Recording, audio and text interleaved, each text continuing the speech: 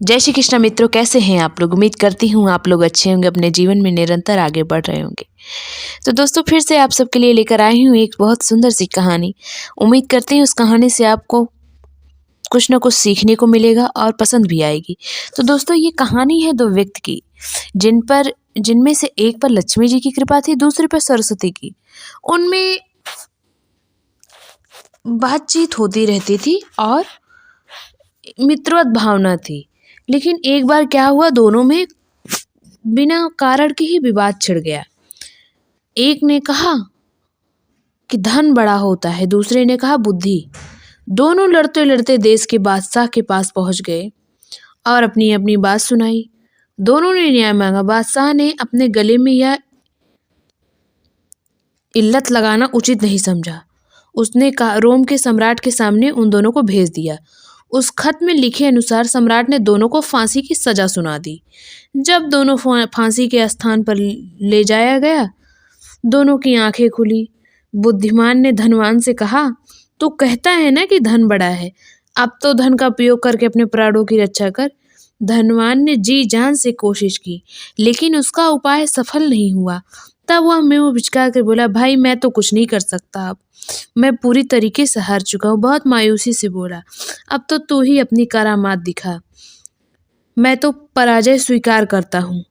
इस पर बुद्धिमान ने कहा, इसमें जय पराजय जैसी कोई बात नहीं है, मुख्य बात है कि हम अपना बचाव कैसे करें। इसके लिए हमें ऐसे करना है कि फांसी पर चढ़ते समय एक दूसरे को आगे धकेलना है, फिर मैं पीछे से समझ लूंगा।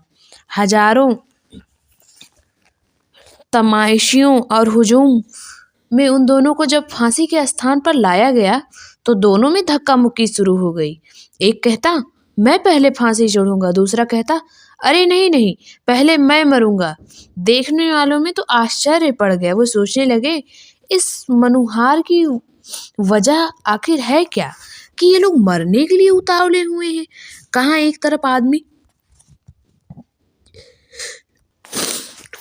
तरफ आदमी रोता बिलखता है कि नहीं मुझे छोड़ दीजिए, लेकिन ये दोनों मरने के लिए इतने उतावले हुए हैं। सब लोग बड़े आश्चर्यचकित हुए। तभी रोम के सम्राट को ये बात पता चली और वो फांसी के स्थल पर पहुंच गए। दोनों में इस व्यर्थ की धक्का मुक्कम का कारण पूछा। धक्का क्यों दे रहे हो तुम लोग एक दूसरे को, आखिर मरने के लिए इतने उतावले कब से हो। कोई होने लगा। उसने यह पूछा, जब मरना दोनों को है, पहले और पीछे मरने पर विवाद क्यों हो रहा है। तब बुद्धिमान व्यक्ति ने बोला, इसका अर्थ इतनी सरलता समझ में आने वाला नहीं है सम्राट।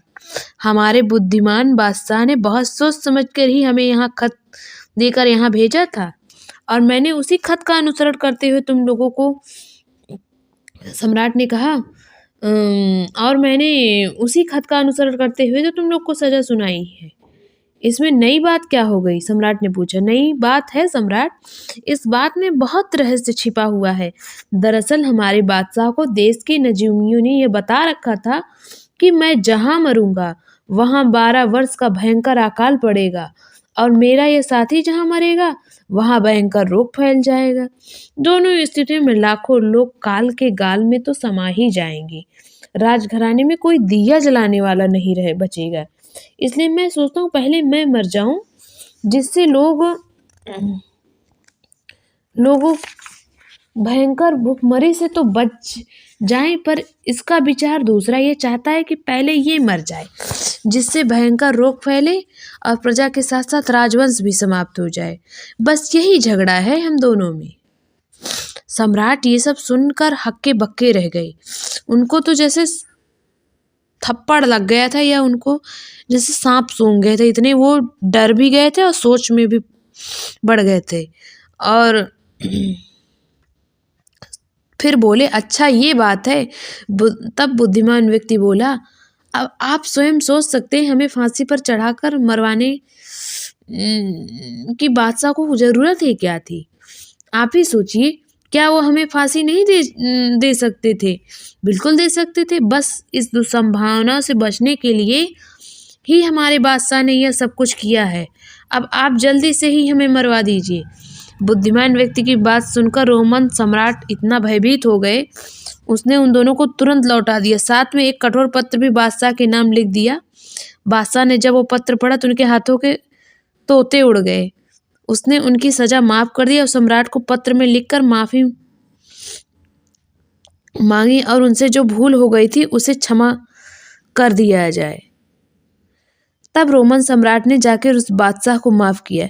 इस प्रकार बुद्धिमान व्यक्ति के कारण दोनों का जीवन बच गया। तभी तो कहा गया है, विद्वान सर्वत्र पूज्यते, कि विद्वान की हर जगह पूजा होती है।